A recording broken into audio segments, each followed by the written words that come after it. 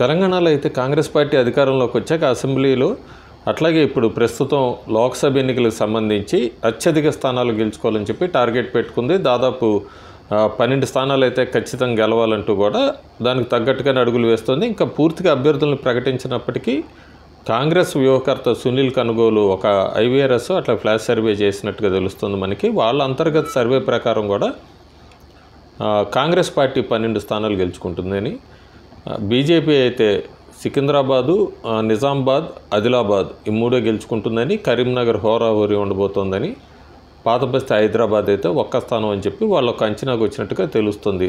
దాని ప్రకారమే వాళ్ళ అభ్యర్థులను కూడా గట్టిగా ఆర్థికంగా బాగా జనాల్లో పాపులర్ ఉన్న వాళ్ళని, అట్లాగే ఆర్థికంగా ఎక్కడ గ్రూప్ రాజకీయాలు లేని నాయకులని అందరినీ కూడా ఎన్నుకోవాలని చెప్పి వాళ్ళు అడుగులు వేస్తున్నట్టుగా తెలుస్తోంది. ప్రస్తుతానికి కాంగ్రెస్ పార్టీ టార్గెట్ 12 పెట్టుకుంది. ఒక పక్క బీజేపీ 9 స్థానాల నుంచి 10 స్థానాలు అంటుంది.